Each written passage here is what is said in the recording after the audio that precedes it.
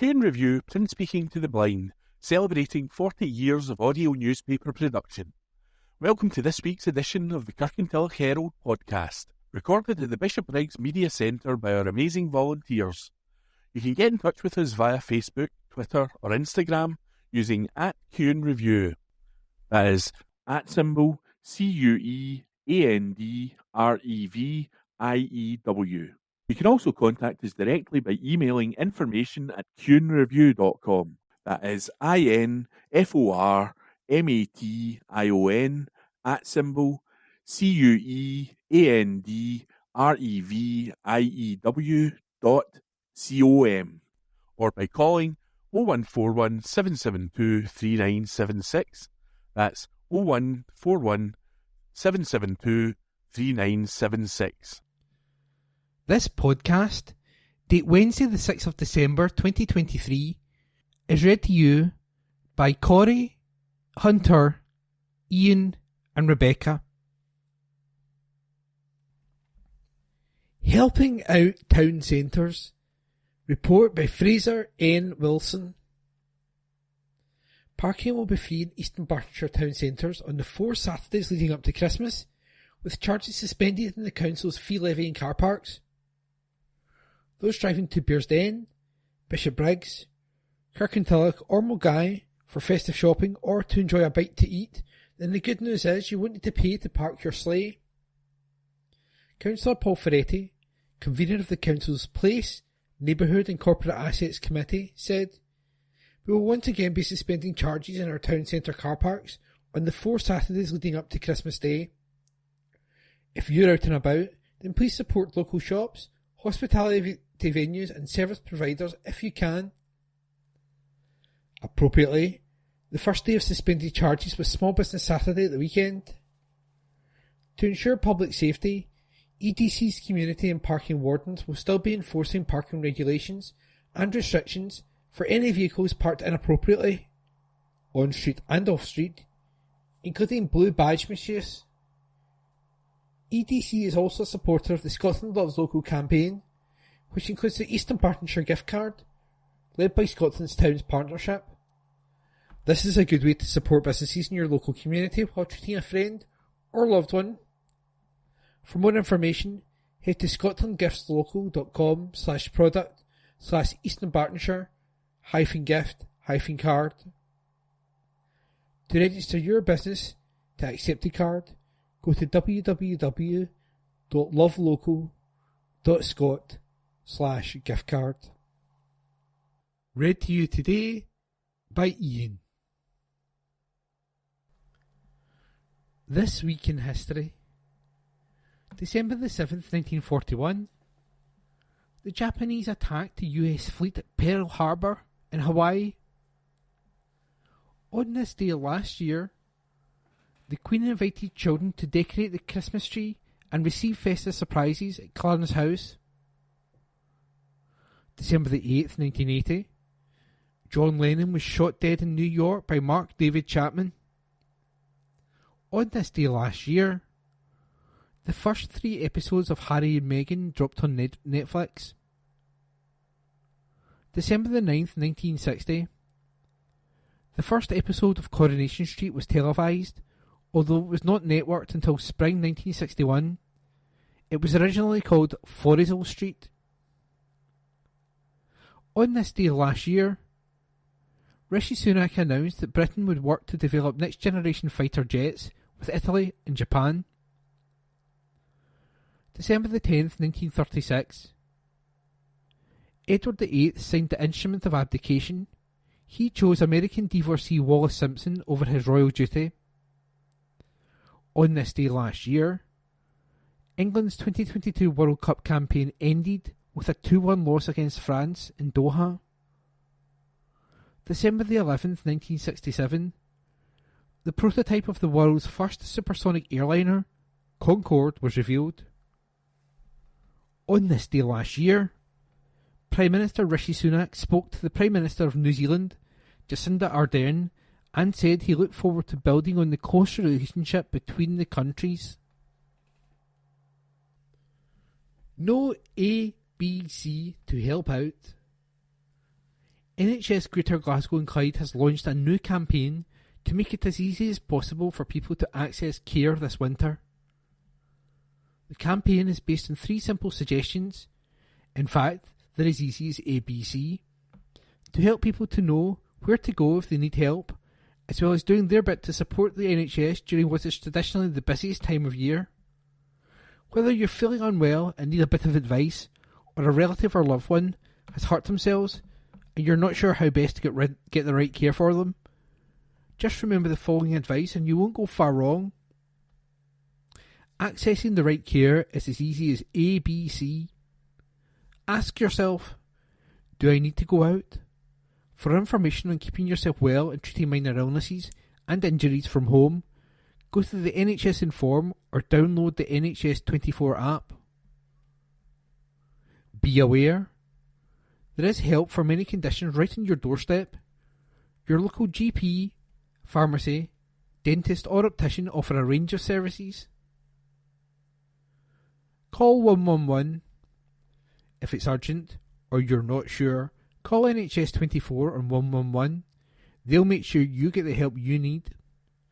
Unless it's an emergency, think ABC before going to A&E. Throughout the coming winter, NHS GGC will share a host of useful information to help people remember the message, healthcare and wellbeing advice, so people can look after themselves from the comfort of their own home, and positive stories of how patients fare after they make the right call about accessing the help they need.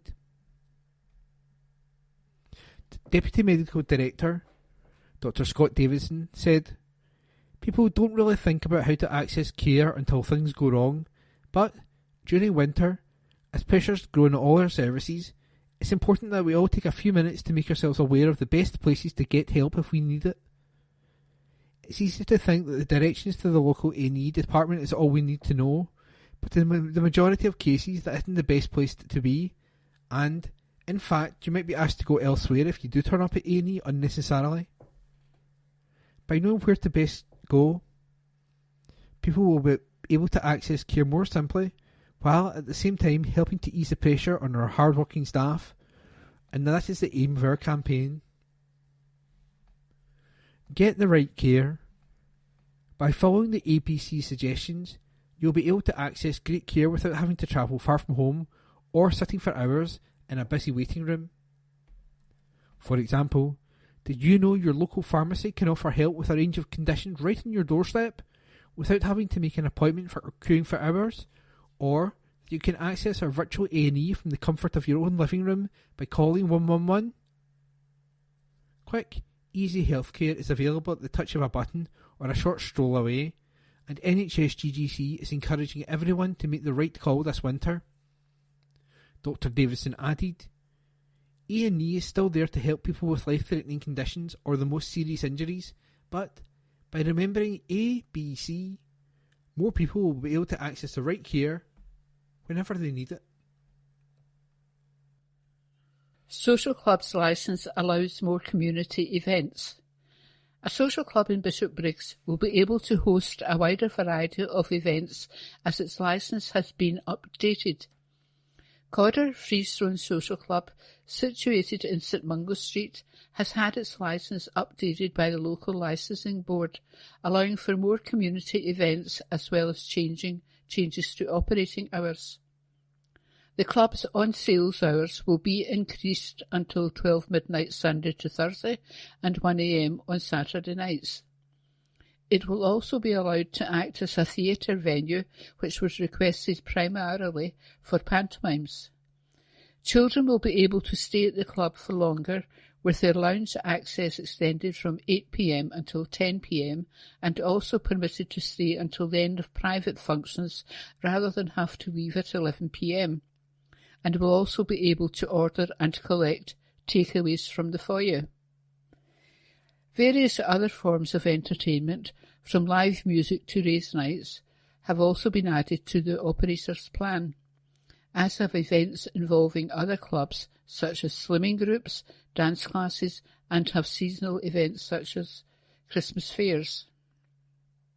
The venue, which regularly has live music nights, psychic nights and showcases live sport, currently has limited tickets available for the party night on Saturday, December the 23rd. More details can be found on their Facebook page or at website carrerfreestone.co.uk. Eastern Bartonshire Licensing Board granted the application after agreeing that unaccompanied children would not be allowed on the premises after 10 p.m. Read by Rebecca. Church plans are unveiled. A former church building in Twecker could be used as a storage and distribution depot if planning application is successful.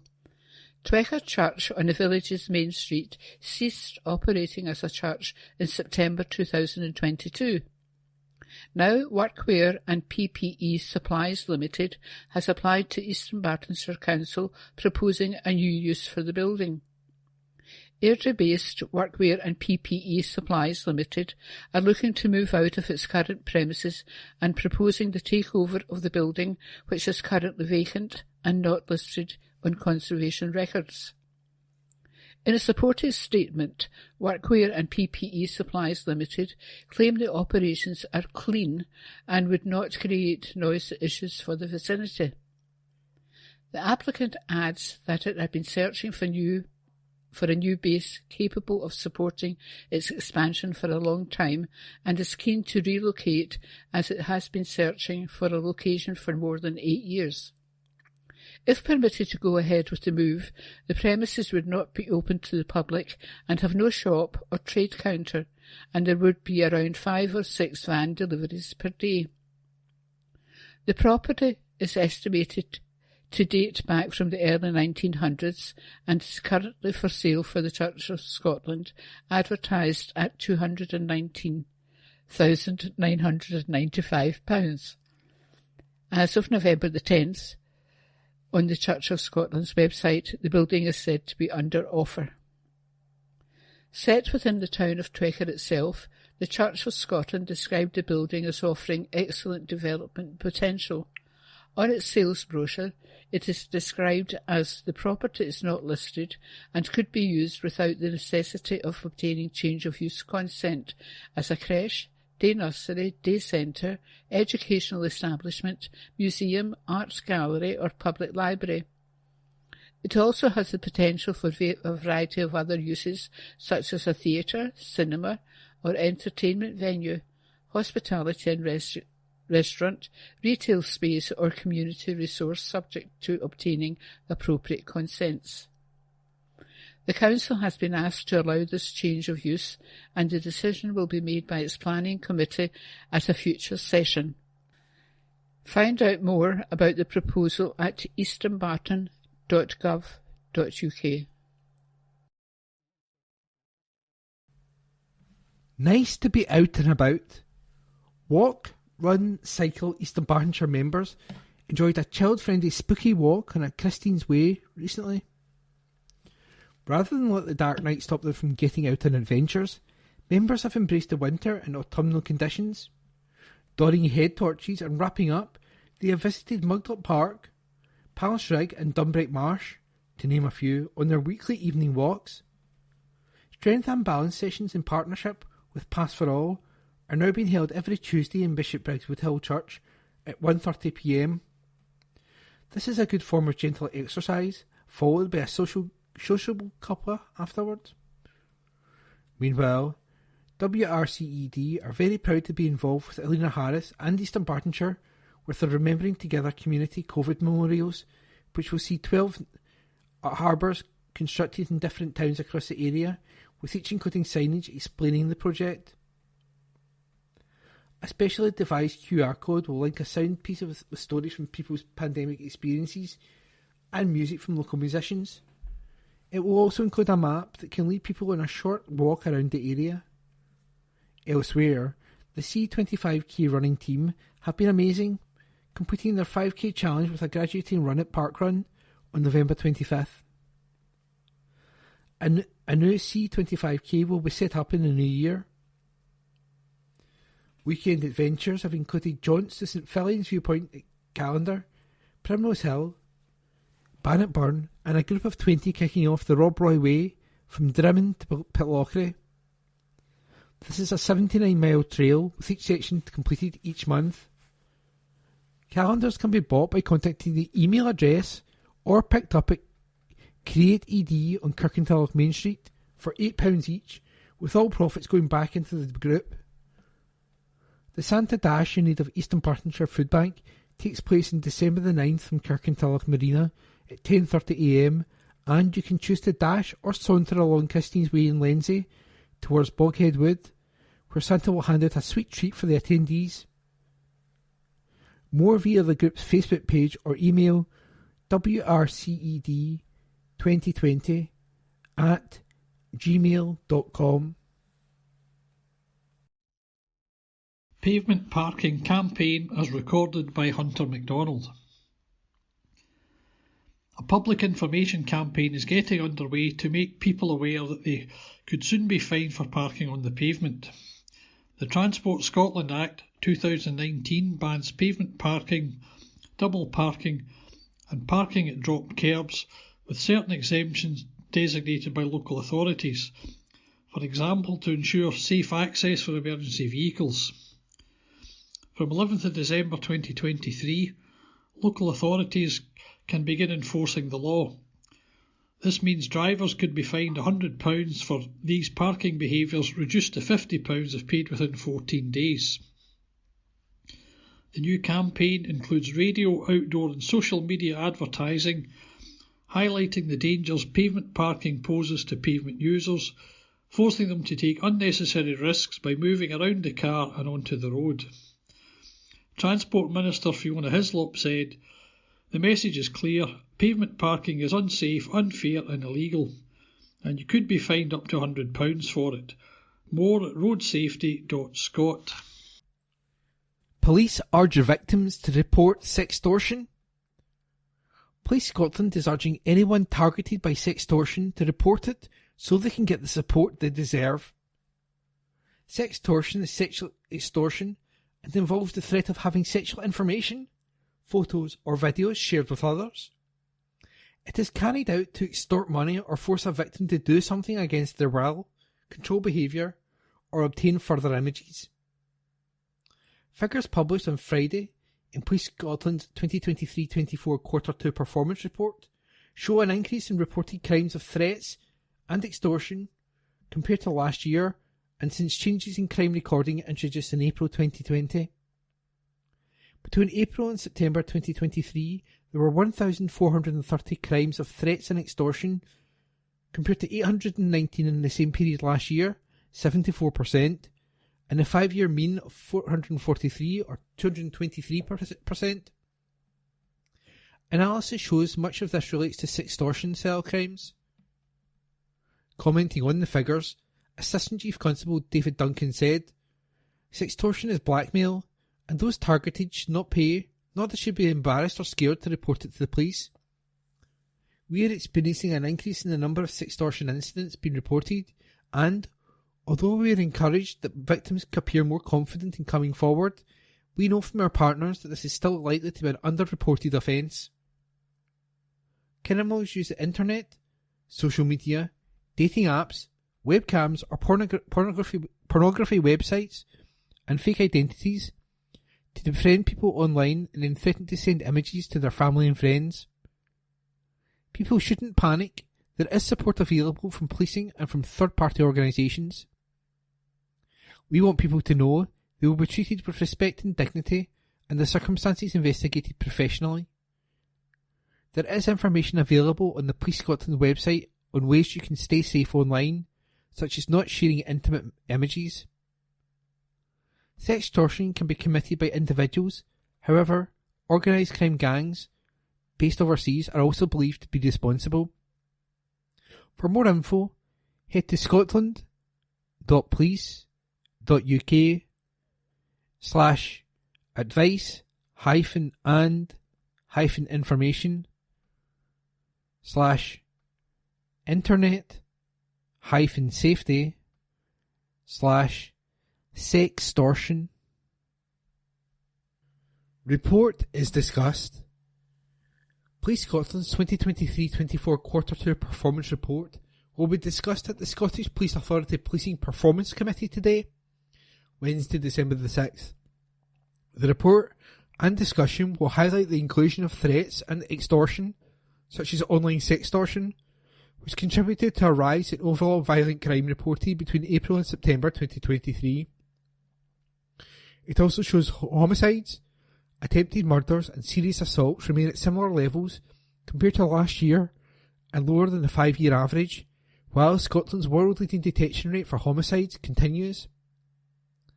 The report provides insight into the depth and breadth of police work undertaken by committed and professional officers and staff, and how the outcome of that work relates to our strategic outcomes.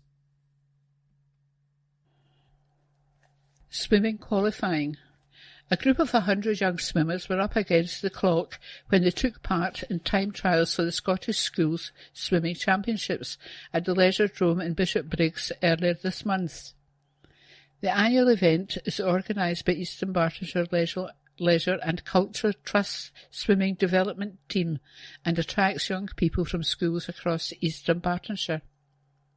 This year, 100 swimmers entered the competition, with 22 competitors making the qualifying time for the championship, which will take place at Dolan Acha Centre on January the 26th.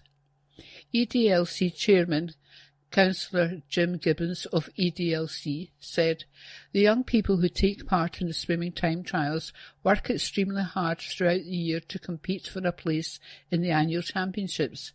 It isn't easy, and I'd like to commend them for their commitment and dedication. I should also mention the contribution made by the swimmers' families and coaches who support the young people year-round to enable them to reach their full potential. Many congratulations to the competitors who made the qualifying time for the Scottish Schools Swimming Championships in January. I wish them the very best of luck."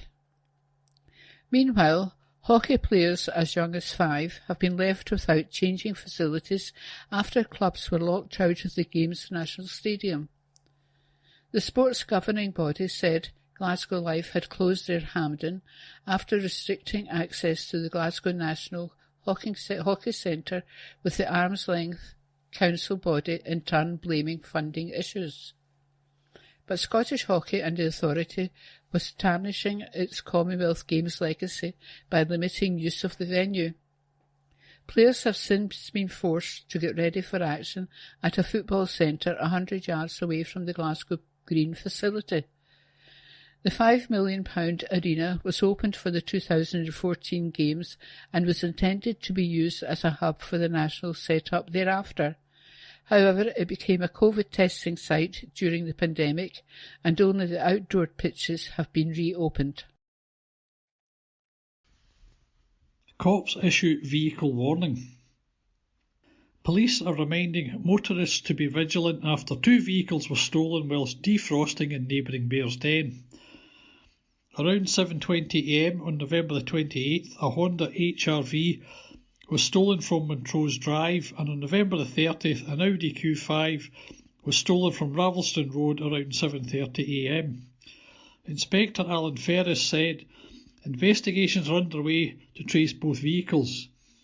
The owners of vehicles had left them unattended with the engine running to defrost windscreens and windows. With temperatures low, I'd urge motorists not to leave their vehicles unattended. A thief only takes a few seconds to strike. You should consider covering your windscreens at night using a manual scraper or de-icing product. Officers have been patrolling early morning in the area and have noticed several vehicles left to defrost with engines running and the keys in the ignition. This is entirely preventable and can be eliminated by simply not leaving your vehicle unattended whilst defrosting. Lowest paid deal with our most challenging kids. Report by Julie Curry. New Scottish Government research shows that the biggest impact of pupils' behaviour challenges falls on school support staff. According to Unison, these members of staff are also the lowest paid and receive the least training and support. The government's Behaviour in Scottish Schools Research Report 2023 shows that 86% of support staff encounter low-level disruptive behaviour every day, with 66% experiencing verbal abuse and 59% experiencing physical aggression on a regular basis. It mirrors what Unison members working in schools have been telling the union, that the lowest paid, mostly women support staff, are the ones who are expected to deal with pupils with the most challenging behaviour. The government report is based on surveys and interviews with head teachers and focus groups with classroom-based support staff. The report confirms that the incidence of serious disruptive behaviours has increased since the last report in 2016. There has also been notable increase in primary school support staff saying they are negatively impacted by verbal abuse, physical aggression and violence towards themselves and other staff. Unison said support staff were more likely than teachers to report that serious disruptive behaviours have the greatest negative impact on them. Lorraine Thompson, Unison Scotland chair of the Education Issues Group, said, "No one should have to face violence and abusive behaviour at their work, and if they do, they need to be properly supported to deal with it. Yet, in our schools in Scotland, it is the lowest paid, mostly women support staff who deal with challenging and disruptive behaviour every day." Kay Sillers, Unison Scotland Regional Manager, added, "We have consistently raised violence and abuse of school support staff with employers and government. Most support staff experience difficult behaviour every day. It is not acceptable. Now that we have the evidence to back up what we know is a growing problem, we need to see government funding and action to help schools deal with it." Black Pudding Day. From peasant food to superfood, now a Scottish favourite is about to be celebrated in the first ever National Black Pudding Day. Scottish Craft Butchers has earmarked March the 18th, 2024 for nationwide acknowledgement of the blood sausage, whose origins date back to the height of the Roman Empire in ancient Greece. The decision to celebrate black pudding with its own national day follows a call for the foodstuff to be awarded similar acclaim as its famous Scottish cousin, the haggis. Scottish Craft Butchers President George Jarron said, "Scottish craft butchers play a huge part in the supply of black pudding to the nation, so it's fitting that we should spearhead the first ever National Black Pudding Day. It will provide a springboard for people across the country to celebrate the Scottish version of an international favourite." Family announcements. In Memoriam. Kettings, Helen. In loving memory of Helen, died December 8th, 2003. Sadly missed, Andy and family. Pupils are encouraged to take up vaccines offer. Public Health Scotland is encouraging young people to take up the offer of routine vaccines at school, as the latest statistics show a decline in vaccine uptake rates. In Scotland, a number of vaccines are offered to young people in secondary school to provide them with a long-term protection against serious diseases.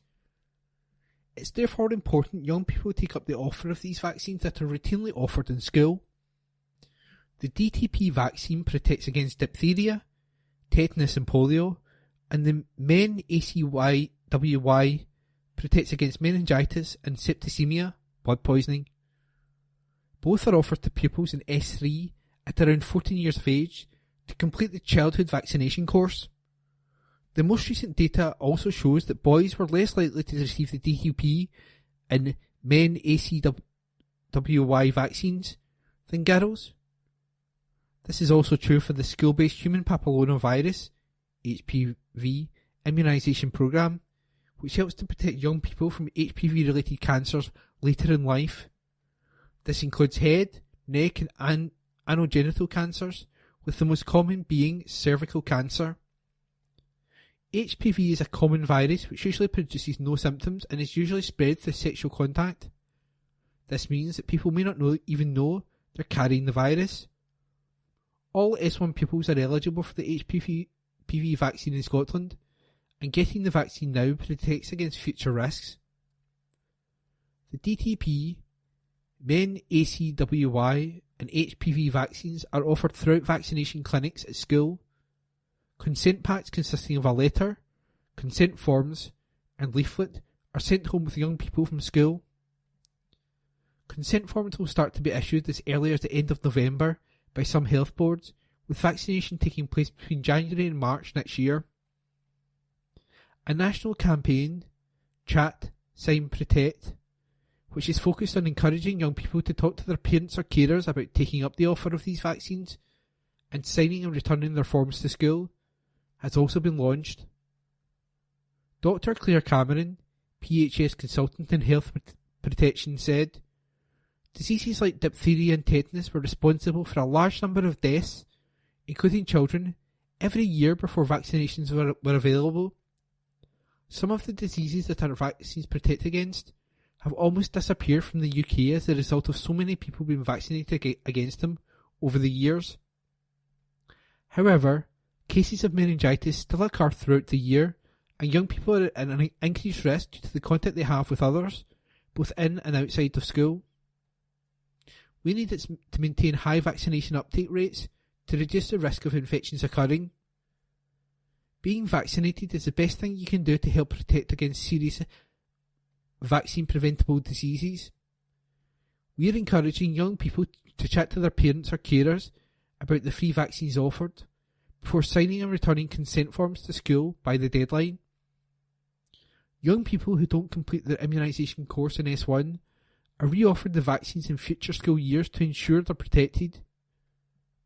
For more information, visit www.nhs.scot/campaigns/vaccines-for-young-people.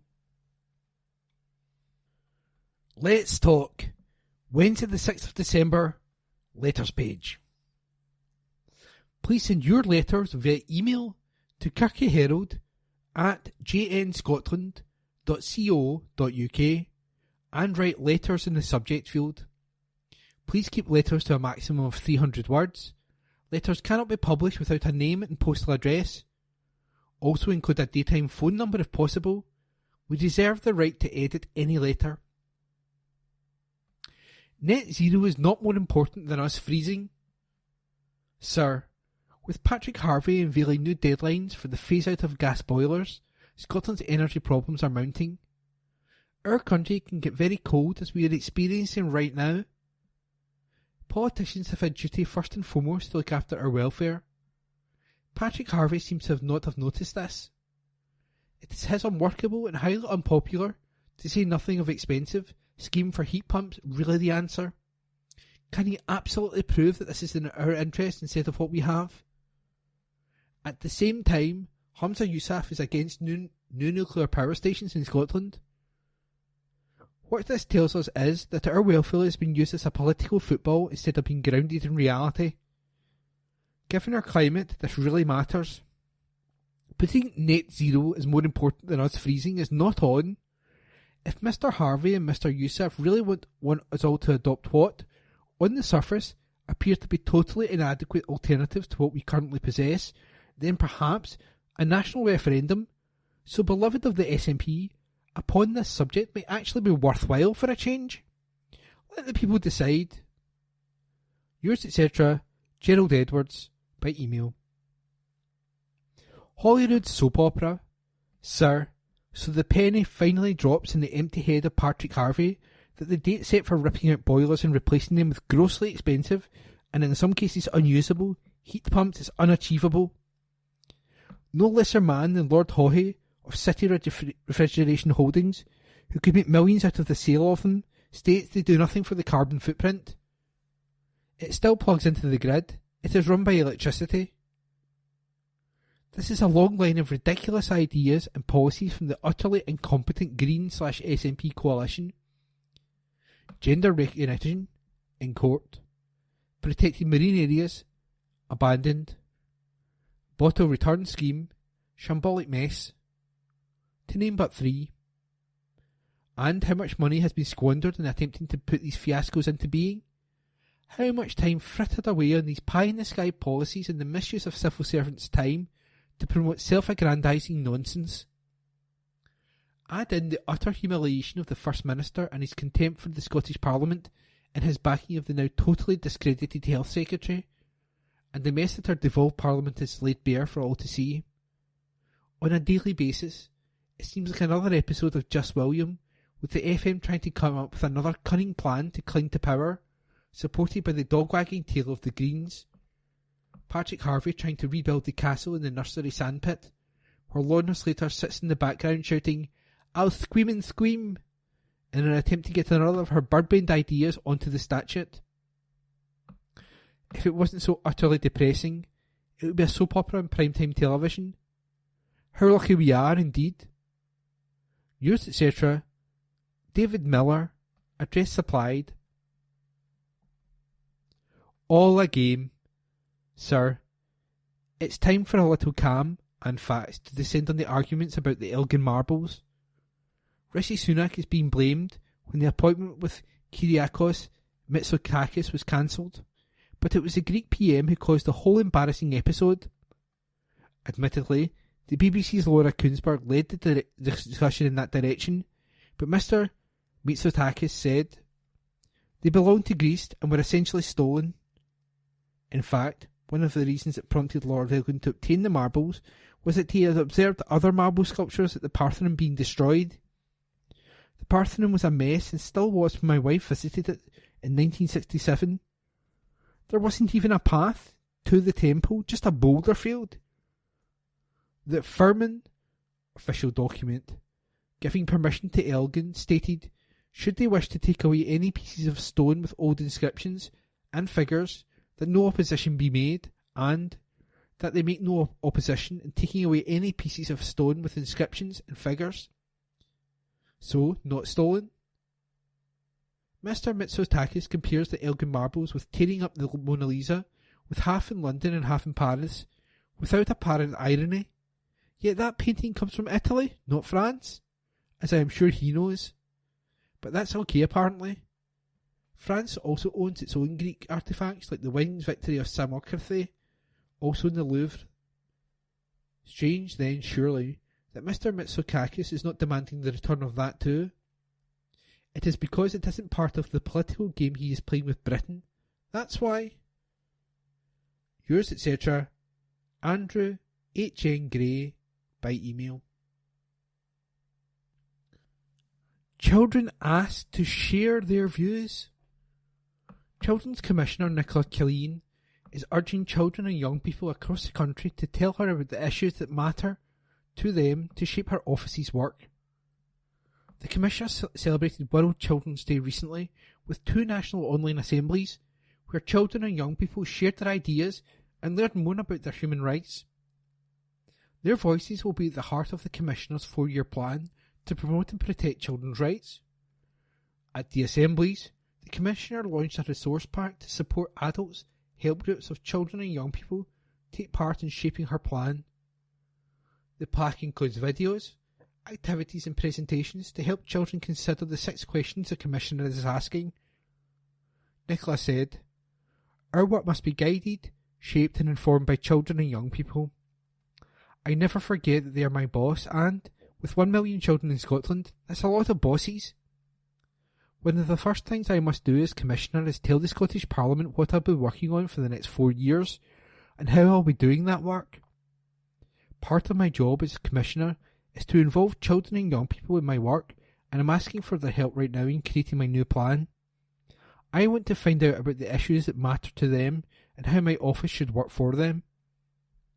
The recent assemblies were a fantastic way to start, and whatever children say, I will be listening.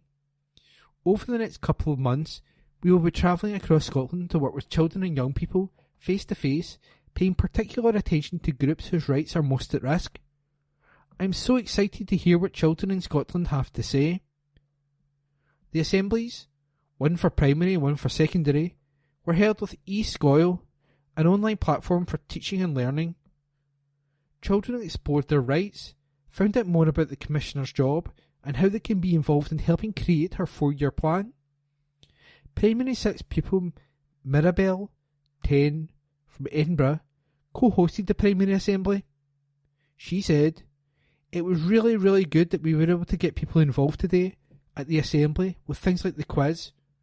It was really exciting to host it with Nicola. Rennie, 16, from Blairgowie, Perthshire, co-hosted the secondary assembly. She said, "Hosting the live assembly was nerve-wracking but fun. It was a big conversation about rights, and it was great to see people from all across Scotland telling us what they thought. It was first in a series of opportunities to come together to explore rights online with the Commissioner. Children and young people can also take part in shaping the plan in person, in schools and other settings across Scotland. The Commissioner and her team will be gathering children's views via an online survey and by delivering in-person sessions between now and January to inform the strategic plan for the next 4 years. For more information on the strategic plan engagement process, visit www.cypcs.org.uk/resources/your-rights-our-plan. Gaelic is protected under new legislation. Proposals to help the Gaelic and Scots language prosper in the years ahead were set out in legislation last week, aptly as Scotland marks St Andrew's Day. One of the key proposals in the Scottish Language Bill is the creation of new areas of linguistic significance, which would give Gaelic communities a greater say in how the language is supported locally. The bill also provides greater support for Gaelic medium education and strengthens and adjusts the functions of Borna Gaelic to help it continue to contribute to the promotion of Gaelic. In addition, it provides the first ever legislative protection for the Scots language, strengthening support for it in public and community life. Schools will be supported to introduce Scots into their curriculums, recognising its place as an invaluable part of our culture. The Scottish Government will be required to promote and support Scots language education and to report on its progress. Cabinet Secretary for Education and Skills, Jenny Gilruth, said, "Gaelic and Scots are fundamental parts of Scotland's heritage. The Scottish Government is determined the languages are supported to ensure they are also integral to our future.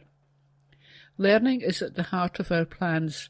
By encouraging and supporting learners, we can help more people to engage with the rich history of our languages through song, poetry and literature, recognising the richness and diversity of Scottish society.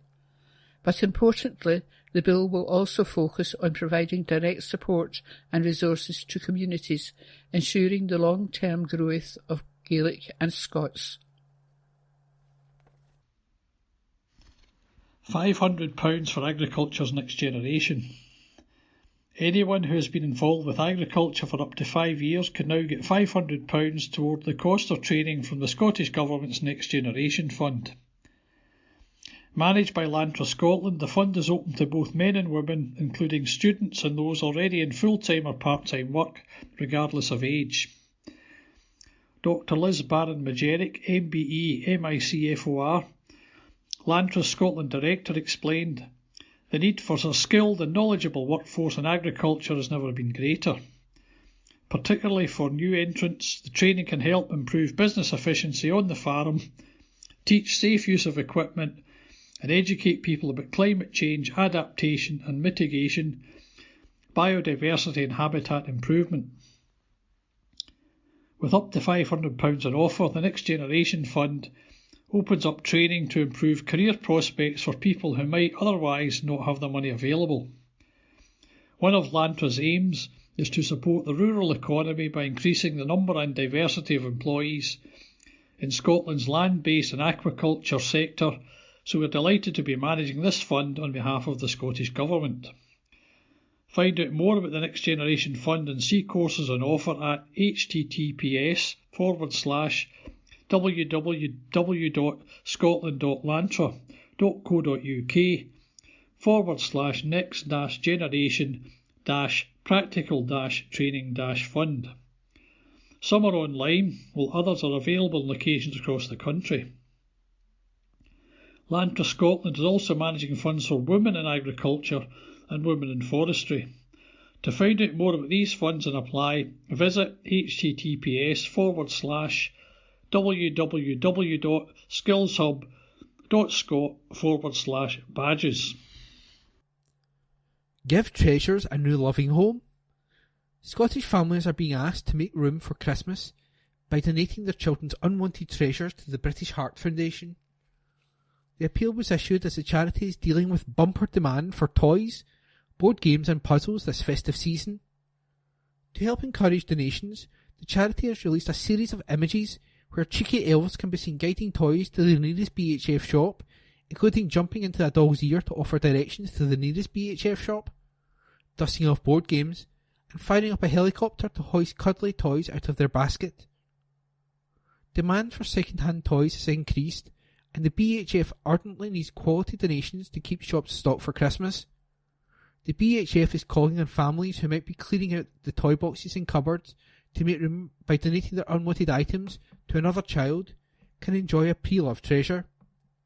Whether it's a Barbie that's never made it out of the box, a Lego set your child has outgrown, or a puzzle that they no longer use, the charity is encouraging the public to drop them off at their local BHF shop. Alison Swain Hughes, retail director at the BHF, said, "Christmas is an incredibly expensive time of year, especially for families. BHF shops are a fantastic place to pick up gifts for all the family at a fraction of the price.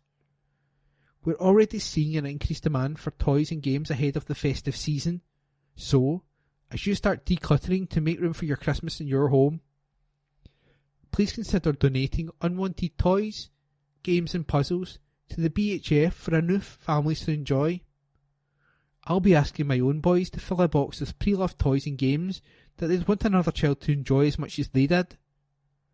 As well as making another child's Christmas, every item will give a gift that keeps on living by funding the vital research to help the 7.6 million people living with heart and circulatory diseases in the UK. Simply drop your toys off at any of the BHF's 680 shops, or you can post them using the BHF's free downloadable label, available from its website at www.bhf.org.uk/Christmas.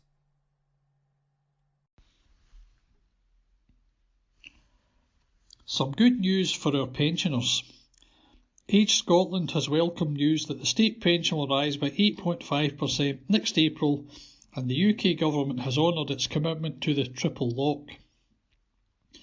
Scotland's National Charity for Older People said, "The move will be a welcome boost to the hundreds of thousands of pensioners in Scotland struggling to cope with huge increases in the cost of living." Catherine Crawford, Chief Executive of Age Scotland, said, "This is much needed good news for the many pensioners in Scotland who are being financially squeezed. The state pension increase will see pensioners receive another £900 a year from next April. We hope it will go some way towards helping older people maintain an acceptable standard of living. We are also pleased the Government has honoured its triple lock pledge, which guarantees the value of the state pension isn't overtaken by inflation or wage growth." District News, Churches, Wednesday the 6th of December. Kirkintilloch Church of God at Regent Hall, Regent Street. Every Wednesday, our coffee corner is open from noon to 2 p.m. for home baking and coffee. Join our friends and neighbours for a chat over coffee. On Sunday, there will be a Zoom service at 6:30 p.m. The speaker this week will be Andy Tugwell. A warm invitation to everyone who is able to join us on Zoom. Access details can be obtained by emailing hello@regenthall.org. For up-to-date and further information on our services, visit our website on www.regenthall.org. The angel said to them, the shepherds, "Do not be afraid. I bring you good news of great joy for all people. Today in the town of David a Saviour has been born to you. He is Christ the Lord." Luke chapter 2 verses 10 and 12. Milton of Campsie. House groups took place last week and were well supported, and thanks to all who supported the Father Song concert. Baby and Toddlers is on Monday morning. Hobbies Club 2 p.m, Badminton Club 7:30 p.m. This week Cafe Connect is open on Tuesday morning. All are welcome to come for a blether and a warm drink. No charge, just a donation. At 7 p.m. we meet for a time to pray in the Eric Liddell. Come when you can, leave when you must. The BBE groups meet on Friday at 6:15 p.m. Meet for worship on Sunday, December the 10th, second Sunday in Advent at 11 a.m. We are delighted that Julie, our minister, is now well enough to lead worship, but still very much on a phased return. For the montage, please send a photo of yourself with the word Gloria. Also, on December the 10th, Pastoral Care Christmas Party is at 2:30 p.m, with entertainment from the Cosyth Close Harmony Group. On Monday, December 11th, Stories Round the Christmas Tree with Santa at 3:15 p.m, including games, juice and fun. On Friday, December the 15th, Youth Christmas Celebration at 6:30 p.m. to 7:30 p.m. for families, youth organisations, etc. On Sunday, December the 17th, visit to care homes. Meet outside Kintyre Care Home at 2:20 p.m. Then, at 5 p.m, when Christmas Hearts, a short reflective service followed by tea and coffee. Thanks to everyone who donated to the food bank, 65.4 kilos plus £270, and to all who bought Asda or Farm Food gift cards to our gift service. Why not do a reverse Advent? Each day during Advent, put a food bag item into a box. On Christmas Day, you'll have 24 items ready to take to the food bank. December's charity of the month is CHAS. Please give generously. Thanks to all who participated in Amnesty International's Right for Rights by sending letters and cards to people all over the world who are being treated unjustly. Home Church Scotland. For I, the Lord God, will hold your right hand, saying to you, fear not, I will help you. Isaiah chapter 41 verse 13. Sunday, December the 10th, 9:30 a.m, communion. 10 a.m, prayer meeting followed by refreshments. 11 to 12:30 p.m, worship service, children's church and creche, followed by refreshments. A warm welcome awaits you. Home Church Carmyle, 10 a.m. and 6:30 p.m. Minibus leaves Home Church at 5:45 p.m. for the evening service. Tuesdays and Wednesdays, Bible studies and discussion groups in person and on Zoom. Wednesdays, mothers and babies, 10 a.m. to 11:30 a.m. Home groups, 7:15 p.m. at Kirkintilloch and Carmyle. Fridays, craft and coffee, 10 a.m. to noon, open to the community. Youth Fellowship, 7:30 to 9 p.m. Home radio available every day. See Facebook, Instagram and Home Church website. Colston Well Park Church. As we prepare for Christmas, why not pop along to Colston Well Park Church and join us for the festive season? The service is at 11 a.m. and will be led by Reverend Malcolm Cuthbertson. Join us for tea or coffee after the service. On Monday, the Art Club is at 10 a.m. to 1 p.m. and a warm welcome to anyone to join us. Call on 07709 584 680 for details. On Wednesday, the Colston Tea Break, our community drop-in, is on at 11 a.m. to 12:30 p.m. Feel free to join us for good food and good company, and it's free. The food bank continues its essential work within the community, open every Friday from 11 a.m. to 1 p.m. and 2 p.m. to 4 p.m, and a sincere thanks to all who assist in this worthwhile work. St Mary's Parish Church. The service on Sunday, December the 10th is at 11 a.m, led by the Reverend Dr. Ruth Morrison. There will be age-related activities for our young people in the halls during the service. Our annual gift service will also take place. Gifts of money and gifts for all ages will be welcome. After the service, the annual Advent lunch will take place. On December the 6th, the Wednesday welcome beginning at 10 a.m. Tea and coffee and home baking. A short service at 11:30 a.m. The monthly open doors will be at 10 a.m. and music will be provided by Sally McClellan and John Thompson at 12:15 p.m. Tea and coffee will be available and you are welcome to bring your lunch. After this, we welcome the choir from Learsland Primary School, who perform from 12:45 p.m. During the afternoon, pupils from Learsland will remain for craft activities. Cadder Parish Church. Our Sunday morning service is led by Reverend John McGregor and Probationer Minister Chris Gordon and Javi Jose Usendo Malo, MMUS. Food bank donations welcome. Early fellowship meets in person at the South Hall Chapel at 9:30 a.m. on Tuesday and Thursday, and also on Zoom. Our coffee shop is open Tuesday to Thursday 10 a.m. to 2 p.m. and Friday 10 till noon. The Guild Christmas lunch is on Thursday, December the 7th from 12:15 p.m. for 12:30 p.m. in the South Halls. Entertainment by the pupils of the Academy, Glasgow North Guild Together Carol Service is in Lensing Union Church on Thursday, December the 7th at 7 p.m. Coffee shop festive afternoon teas. Don't miss out on your mince pies and Christmas cake and a festive get-together. Seats still available for the teas on Wednesday, December the 13th and Thursday, December the 14th. Reserve your place at the coffee shop or phone Fraser McKenzie on 07909 906 573 to reserve your seat. Tickets £14.50 each. Labyrinth, Chapel in the South Hall. Chris, our probationer minister, is running an Advent Labyrinth prayer station from Tuesday, December the 5th to Thursday, December the 7th from 10:30 to 2 p.m. and 10 a.m. to noon on Friday, December the 8th. Make time to visit and reflect on how God moves in our lives. Film night on Friday, December the 8th, 7 p.m. for 7:30 p.m. in Caddard North Hall. The film is Christmas with Tucker, and tickets are available are £5 from members of the fellowship group. Gift service on Sunday, December the 10th.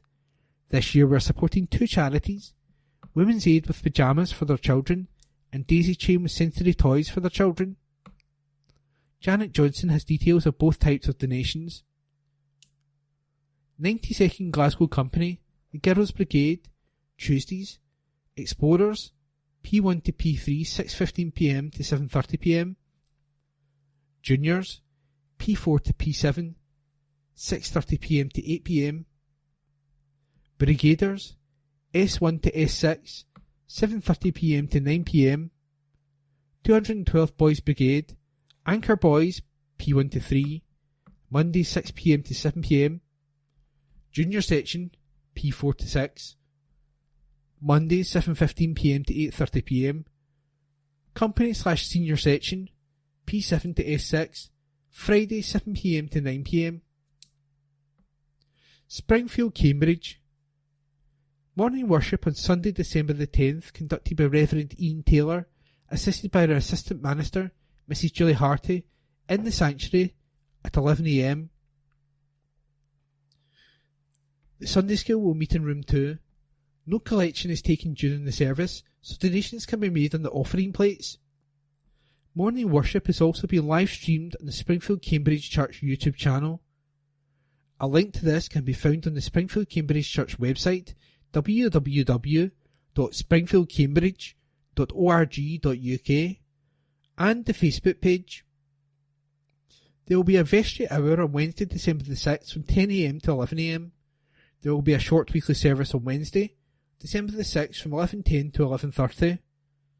On Sundays, December 10th and 17th, the fundraising group will be offering tickets at the donation price of £2 for their festive hamper. The City of Glasgow Wind Orchestra annual Christmas concert in the Sanctuary is on Friday, December the 8th at 7:30.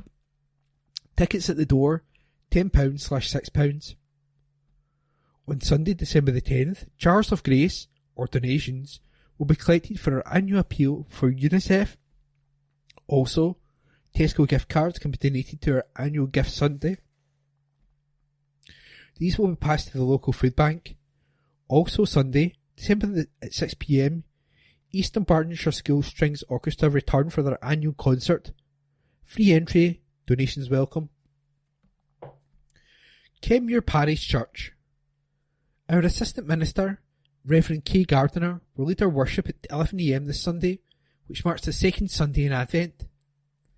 Our gift service will be Sunday, December the 17th, and all gifts received will be going to the Glasgow City Mission. This year, they're appealing for men's underwear, shaving foam, deodorant, razors, chocolate biscuits and chocolate. You are welcome to join us both in the church and on our YouTube channel. The service on YouTube can be watched live as it is streamed or later at a time that suits you. You can find our channel by simply searching for Kenmure Bishopbriggs on YouTube.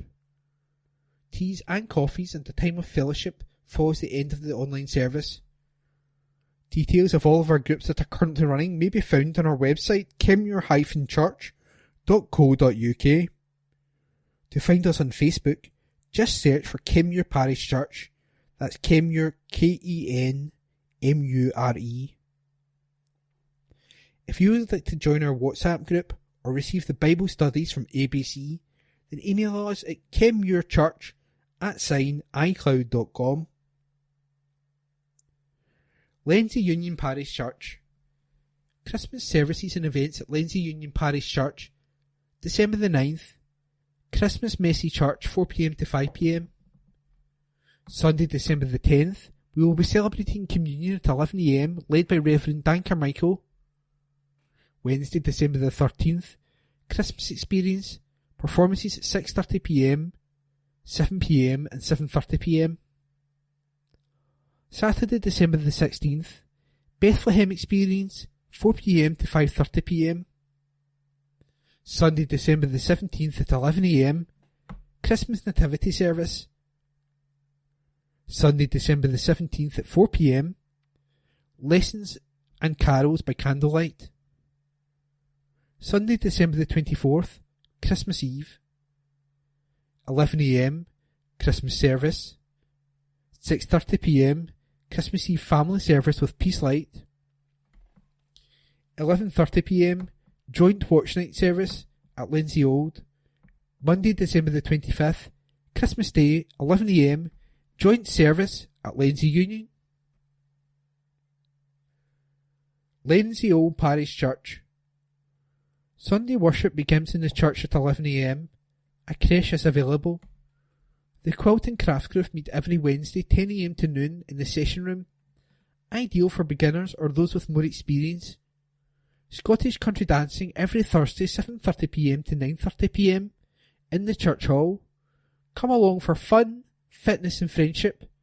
You will be made very welcome. Time Out Carol Party is on Monday, December the 11th at 7:30 p.m. in the church hall. Christmas carols, entertainment and refreshments. Proceeds to Marie Curie. Tickets £5. All welcome. Come and Sing, the dementia-friendly singing group, meets in the church hall 1:15 to 2:45 p.m. on Tuesday, December the 12th. District News General, 6th of December 2023. Holyrood View. SNP continues to support those in need. By Rona Mackay, MSP. Christmas is almost upon us, and the Westminster-inflicted cost of living crisis shows no sign of abating. Every penny counts for struggling families in my constituency as the festivities draw near. The Scottish Government is doing everything possible to support households in Strathkelvin and Bearsden and across the whole of Scotland. New analysis has shown that under the SNP, Scotland has the lowest levels of council tax in the UK.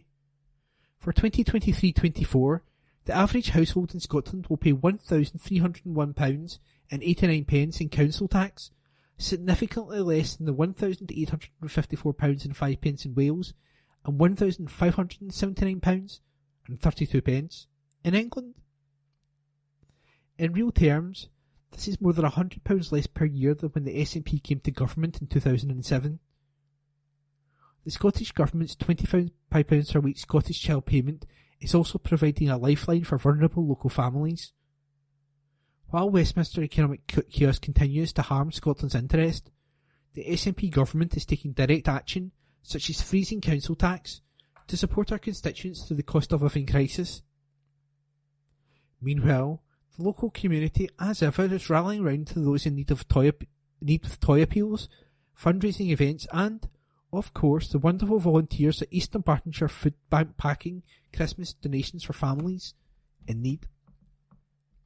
Our social care and NHS staff continue to excel, and I was delighted to put forward a motion at the Scottish Parliament congratulating Kirkintilloch nurse Dougie Bell for his success at the Scottish Health Awards 2023, winning the Innovation Award as part of the Eastern Bartonshire Health and Social Care Partnership, HSPC. Dougie's practitioner-led project will improve the lives of older people needing a medication administrated at home. It's also great news that our fantastic business community in Kirkintilloch have voted to work collectively to enhance the town centre, with more than 81% of voting in favour in creating a business improvement district, which will ensure the area flourishes and thrives. My office will be closed over the Christmas and New Year period, but urgent emails to my address rona.mackay.msp@parliament.scot. That's rona.mackay.msp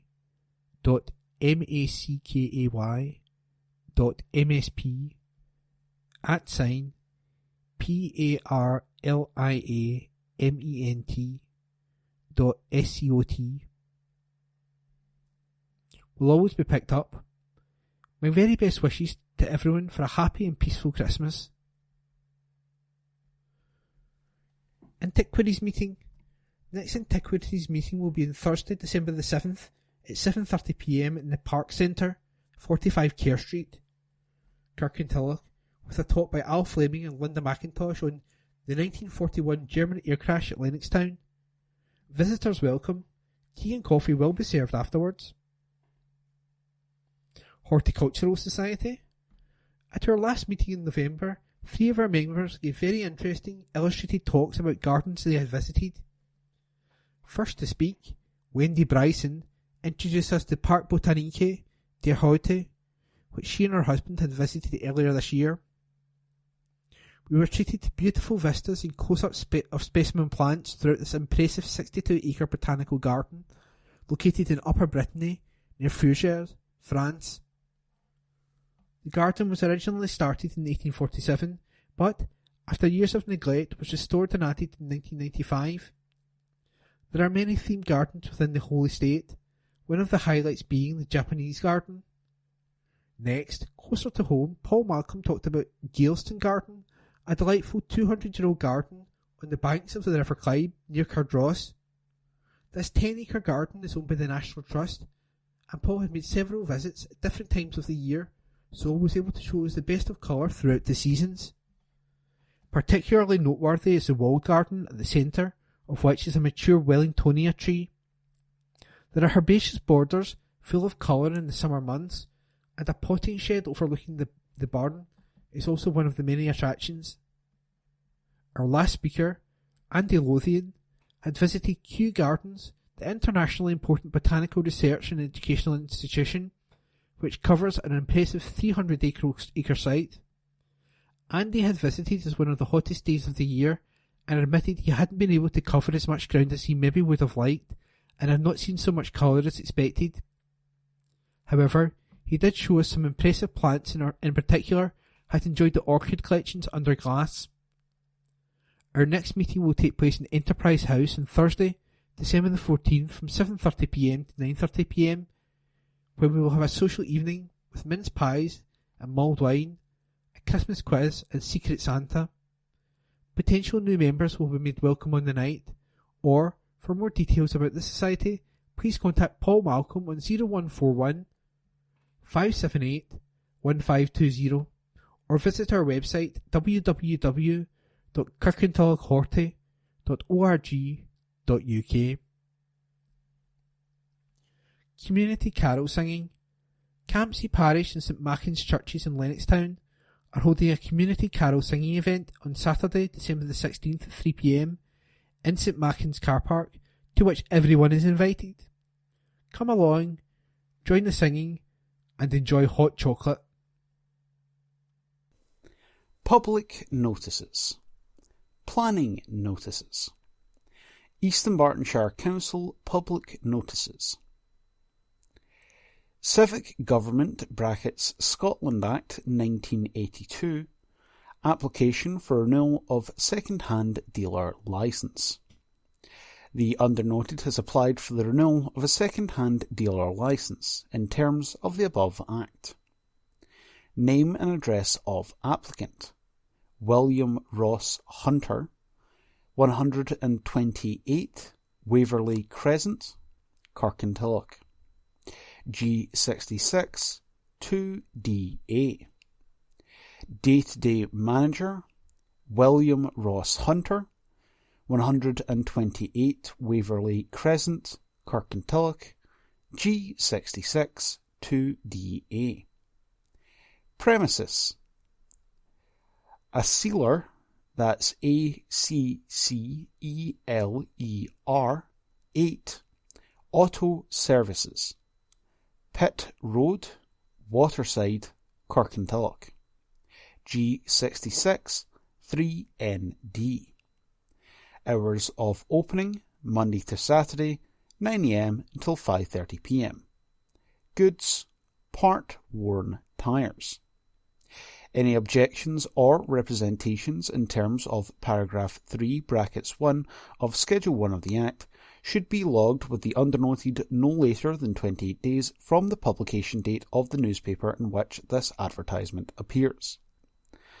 Deputy Chief Executive, East Bartonshire Council, Broomhill Industrial Estate, Kilsyth Road, Kirkintilloch, G66 1TF. Members' surgeries. Councillors' arrangements for interviewing residents. Ward 7, Kirkintilloch East and North and Twecker, Councillor Susan Murray. 9th of December 2023, Hillhead Community Centre, 9:30 a.m. until 11 a.m. 9th of December 2023, Twecker Healthy Living Centre and Enterprise Centre, 11:30 a.m. until 1 p.m. Between surgeries, councillors can be contacted at the Members Support Unit on 0300 1234510. That phone number again for the Members Support Unit is 0300 1234510. Town and Country Planning, Development Management Procedure, Scotland. Regulations 2013, Regulation 20, brackets 2. North Lanarkshire Council.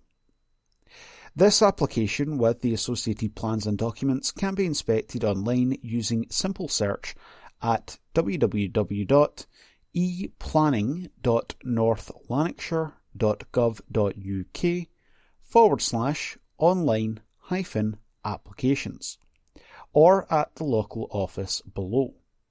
Anyone wishing to make a comment can do so online or in writing within 14 days of this notice.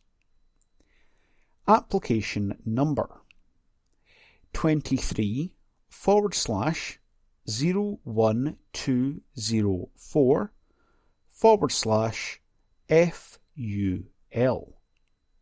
That application number again is 23/01204/FUL. Site location: 7 Gart Ferry Road, Christon, North Lanarkshire. Proposed development: extension to office building. Planning and Place Manager, Civic Centre, Windmill Hill Street, Motherwell, ML1 1AB. northlanarkshire.gov.uk. North Lanarkshire Council, Civic Government (Scotland Act 1982), Management Rules 2023. North Lanarkshire Council. North Lanarkshire Council hereby give notice that the above rules made under Section 112 of the Civic Government (Scotland Act 1982) to regulate the use of and the conduct of persons while on or in any land or premises owned, occupied or managed by North Lanarkshire Council, or is otherwise under their control, and to which the public have access whether on pavement or not have been approved. The rules covering active and creative communities, cemeteries and burial grounds, green space and country parks, MOT centres, public convenience, recycling centres, town and community hubs, and community facilities may be viewed at www.northlanarkshire.gov.uk/management-rules, and paper copies can be provided upon request at these facilities. northlanarkshire.gov.uk. Club on National Award Shortlist. An article written by Brian Yule and read by me, Corey. An East Bartonshire club has been nominated for an award at the Scottish Sports Awards 2023. Hosted by Sports Scotland and Team Scotland, the awards will take place tomorrow, Thursday, celebrating the success of individuals, schools, clubs and teams across the whole of Scottish sport.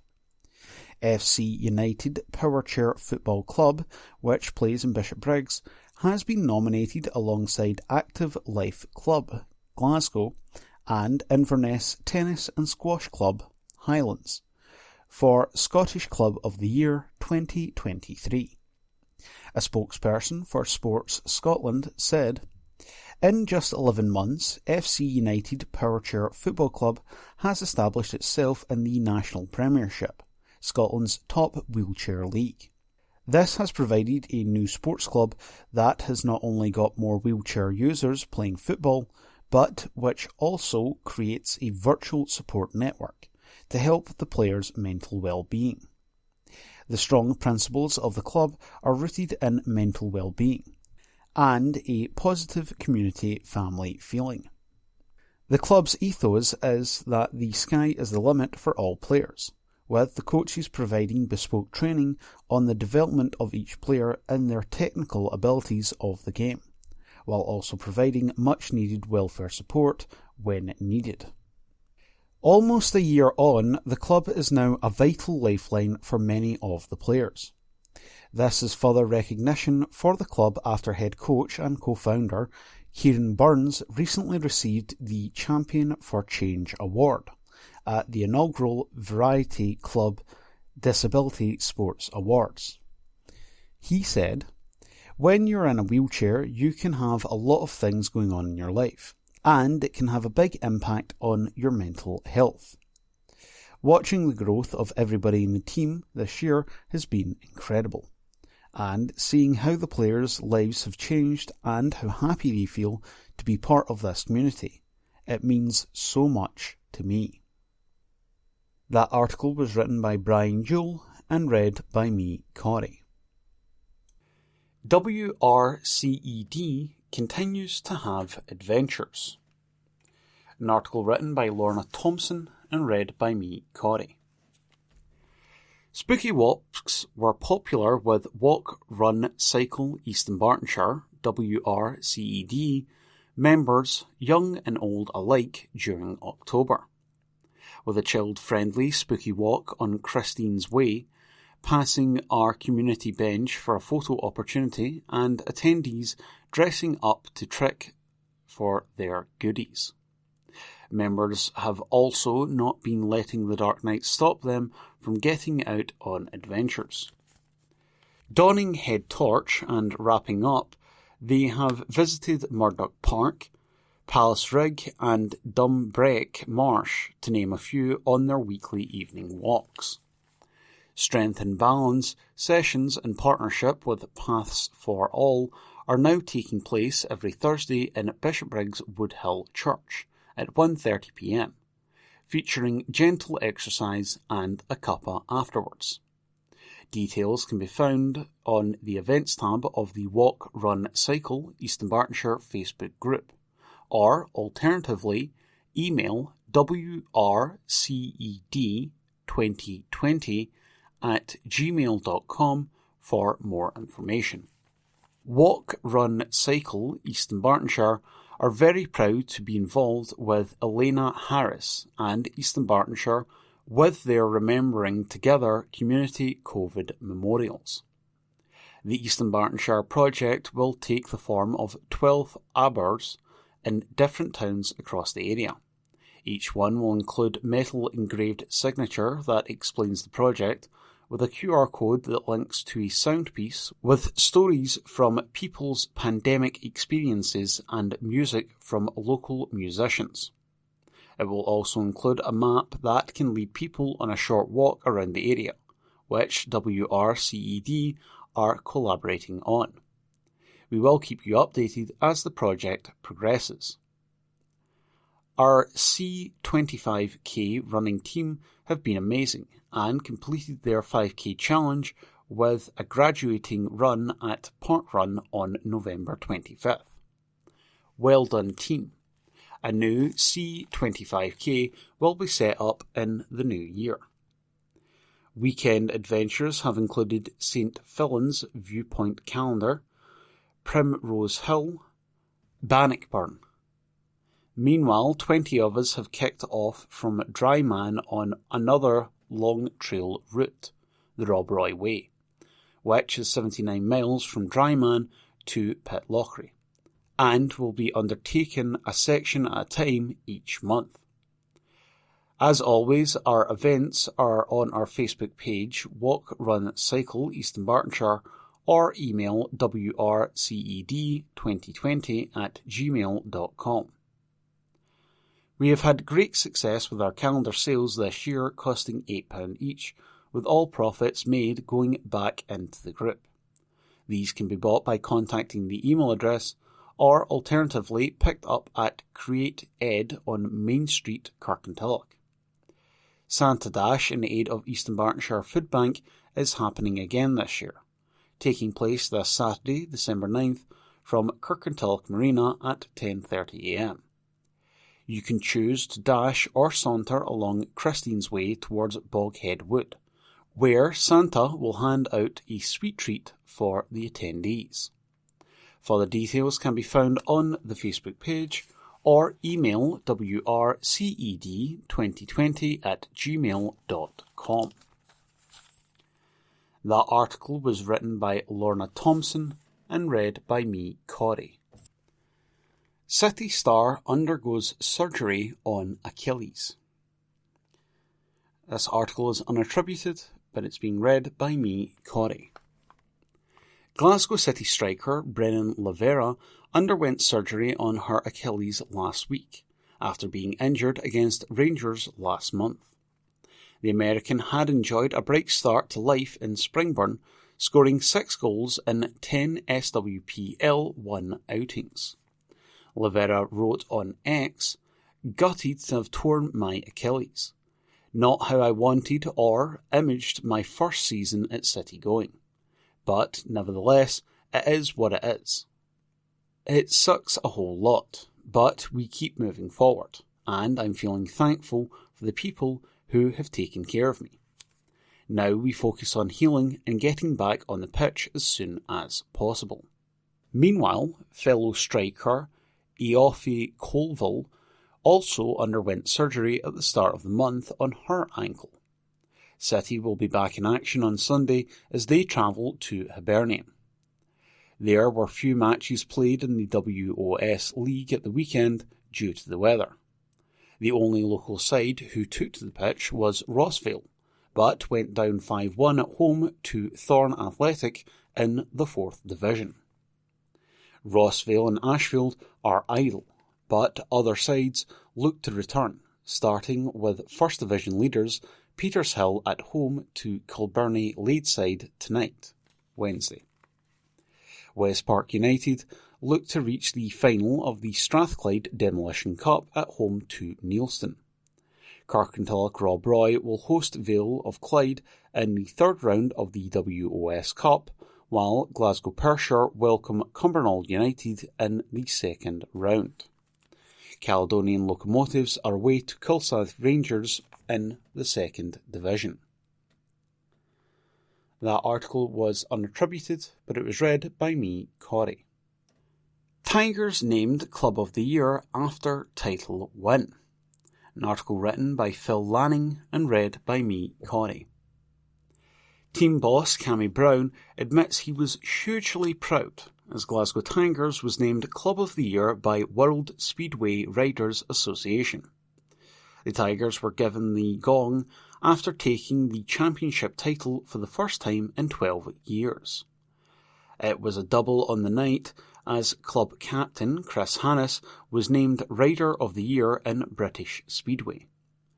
Brown said it's obviously a huge accolade for the club and it feels very much deserved. We are hugely proud to get such an award. This is for the Facina family owners and the fans. The investment of time and money into the club has been phenomenal over the past 8 years. It's taken a great deal of blood, sweat and tears to get to this level, from where the club was before they took over. I'm delighted for everyone involved. It was a special moment to win the league, and now we must build on that. It was no surprise to me that Chris Harris won Rider of the Year. He is an outstanding professional. There's no doubt he was the inspiration for our league title success. To drop just 1 point over 2 legs in a grand final is just sensational.